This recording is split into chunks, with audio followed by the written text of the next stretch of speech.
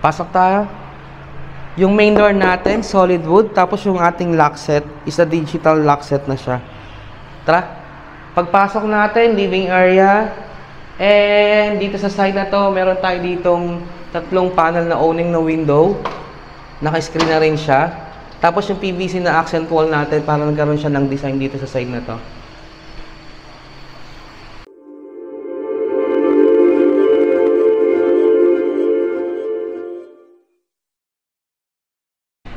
Good morning everyone, good morning sa mga home viewers natin. Another day, another house tour dito sa The Grand Park Place. Alam naman natin ang Grand Park Place is a complete amenities, secured area.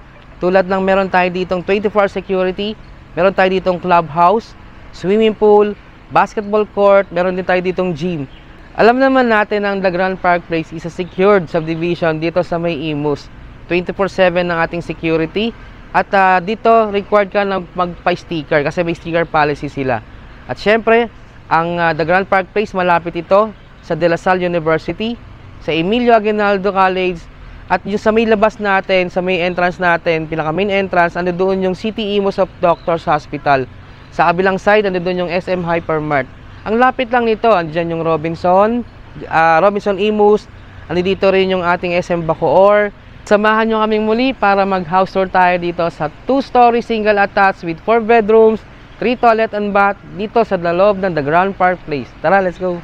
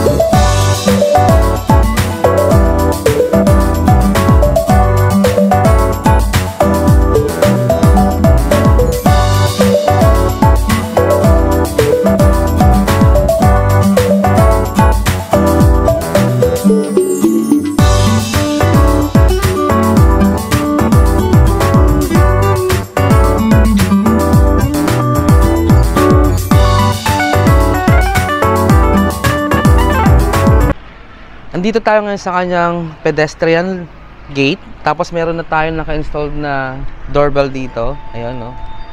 Tara, check natin loob. Tapos meron tayo ditong mailbox. Ayan, dito sa porch area niya, ito meron tayong dalawang pocket mini garden. Ayan, mini garden. So, dito sa kabilang side and dito sa kabilang side. Check natin yung kanyang kabilang side. Yun, meron tayong dalawang car garage dito. So, pwede siyang isang SUV, pwede siyang isang sedan. Ayan. And then, nandito yung mga electrical panel natin sa side na to. Okay, check natin yung kanyang service area. Dito sa side na to, ito yung way. Saan naka-pebbles yung ating flooring. Tapos ito, pwede ka pang magkaroon dito ng another pocket garden. Halos karaniwan naman ng mga hinahouser natin dito sa The Grand Park Place is isa lang naman yung design o yung layout ng kanilang mga single attached na house. And yung papunta sa service area, yung sa kanyang likuran, check natin. Ayun, meron na rin tayo naka-installed na 700 liters na Inca, yung brand natin dito ng water tank natin. Then, pwede ka maglagay dito ng yung motor pump para umakyat yung water. Actually, malakas naman yung water natin dito sa loob. Kumbaga parang magkaroon lang tayo ng pang-emergency just in case na mawala ng water. At least diba meron na tayo naka-reserve. Dito yung propose natin na laundry area. Okay, ito yung ating service area. Kung saan pwede nyo siyang enclose, pwede nyo siyang extend yung inyong dirty kitchen. And ito meron tayo dito ng lababo para yung sa mga yung mga galing ng market, dito natin nilinisin yung mga pinamalengke natin. Pero ang ganda, naka-tiles na rin siya. Check natin tong area na to. Ito yung kanyang lanai area. Halos pare-parehas lang yung mga ina-house natin dito sa The Grand Fireplace Isa lang yung design. Kasi isa lang naman ang nag-develop nito. Ito yung kanyang lanai area. Kung saan ito yung kanyang yung pinaka way papunta doon sa loob ng kanyang living area. Ayan. Pero syempre, doon na tayo mag-start sa kanyang main door. Okay? Ayan, napapansin nyo kasi may mga nakita tayo dito, like ito yung mga yero na to. Ito yung ano ating mga construction team. Mawawala po yan after. And then ito sa side kasi dito din natin nilalagay yung mga gamit natin before. Pero ito kasi is ready for occupancy na. So tatanggalin na po ulit yan yung mga ano. Pagkapag mayroon nang nag-avail na. Pag nagustuhan nyo yung unit na to, mawawala na yung mga ano natin na yan. Pasok tayo. Yung main door natin, solid wood. Tapos yung ating lock set is a digital lock set na siya. Pagpasok natin, living area. And dito sa side na to, meron tayo ditong tatlong panel na owning na window. Naka-screen na rin siya. Tapos yung PVC na accent wall natin, para nagkaroon siya ng design dito sa side na to. Meron tayo ditong sliding no window papunta doon sa kanyang lanai area. Para pag inopen mo kasi mahangin naman siya pag pumasok yung hangin dito. Ganda. Ito yung way na papunta doon sa kanyang lanai area. Tapos paikot naman doon sa kanyang service area. Kasi meron din tayo doon na isang door na papunta doon sa kanyang service area. So, itong area na to, ito yung propose natin na living area. Yung tiles na ginamit natin is a 60 by 60 na ceramic tiles po. Karamihan naman ng ating mga materials is mga imported yung ginagamit natin dito. Tapos ito yung ating kitchen area. Naka-box splash yung ating wall. Tapos meron na tayong mga modular hanging cabinet na naka-installed. And dito yung propose natin ng gas range and nandito yung kanyang range hood. So, ito yung ating lababo dito sa kanyang kitchen area. And dito meron tayong sliding na window. Tapos yung ating ito yung sa may ilalim natin, may mga modular na rin. Ito, meron na rin tayo ditong storage do, parang cabinet, mga lagayan ng mga pinamili natin, mga dilata, or pwede rin dito yung mga gulay. Pull out siya. May strainer na siyang kasama. Okay? Dito sa ground floor, kung kayo may mga elderly, tamang-tama ito, or meron kayong maze room, kasi pwede naman silang isama, di ba? Para nagbabantay si Yaya doon sa inyong elderly. Ito yung room.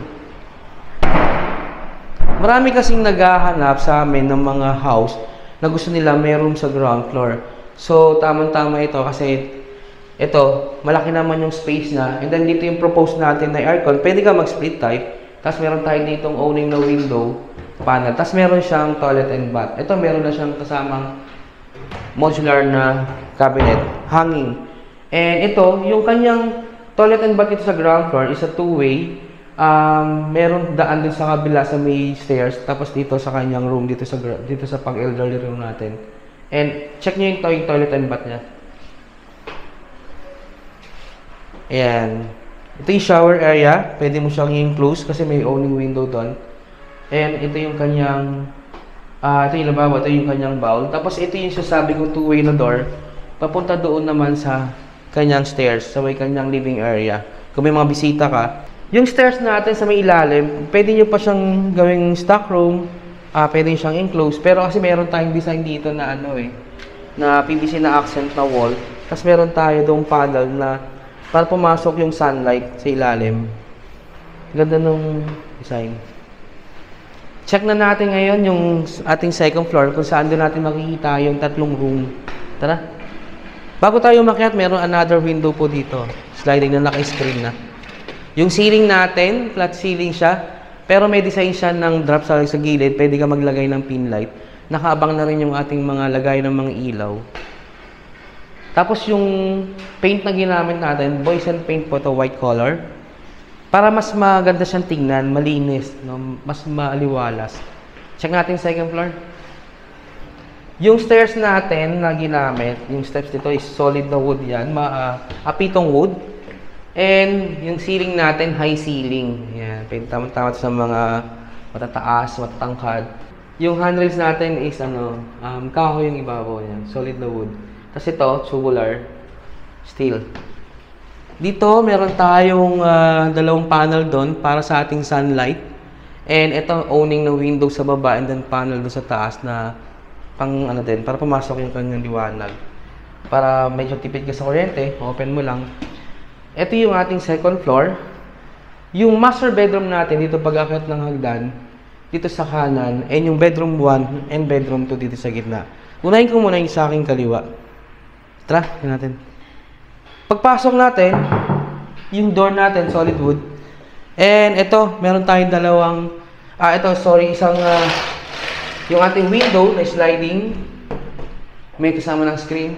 And dito yung proposed natin na aircon na window type. Mga 1.5 horsepower o 1 horsepower lang kakayanin nito. Nakaririnig kanyang saksakan. Ito, meron tayong ditong vanity. And meron tayong divider. Halos parehas ng yung mga unit natin naman na unang na-household dito sa Grand Park Place. Yung mga ibang project natin is the same. Yung ating flooring na ginamit,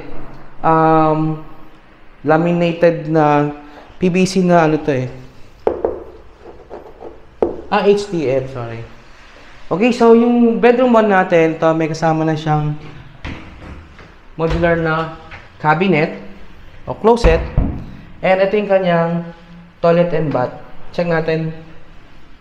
Yung toilet and bath natin is a 2-door to, 2-way na papunta dun sa kabilang room. So sharing siya, bedroom 1 and bedroom 2, shares yung kanyang toilet and bath. So may door dito, may door din dito. Yan. Ito yung kanyang shower area na naka-enclose na. Kompleto naman na din. Meron tayong naka-ready doon na para sa ating heater, yung water heater natin. And ito merong owning na window dito. Naka-screen na rin siya. May naka-install na tayo ng mirror. Ganda ng design. Ayan. Check natin yung kabilang room kung saan makikita rin natin itong toilet and bath na to. Tara, check natin. Ito yung kanyang second room. Ito, meron na rin tayong kasamang closet. Modular na cabinet to. And ito, vanity. Ito yung sasabi ko na 2-way yung kanyang toilet and bath. Ayan, papasok ko sa loob. Tapos yung sa kabila naman. Then, meron tayong dalawang panel na owning na window. Tapos naka-screen na rin siya. Check natin yung master. Ito yung ating master bedroom. Pagpasok natin, ito yung main door niya. Solid na wood. And dito yung kanyang toilet and bath. Unahin na natin yung toilet and bath. Meron na tayong naka-install dito na bathtub. Tapos ito yung naka-enclose na yung kanyang shower area. Meron tayo dito sliding na window sa ating exhaust. Yeah, may mga nakaabang na rin ng mga socket dito. Tapos yung ating bidet, pag turn over natin, doon lang natin siya i-install. And yung mga brand na ginamit natin dito, mga German naman to brand eh. Itong maganda rito. Ito meron tayong design na PVC na accent wall dito sa side na to. And ito yung kanyang closet. Tapos ito yung vanity. And makipansin nyo, ang laki ng kanyang master bedroom. Ito, meron tayong sliding na window kasi ito yung kanyang panel pa dito na.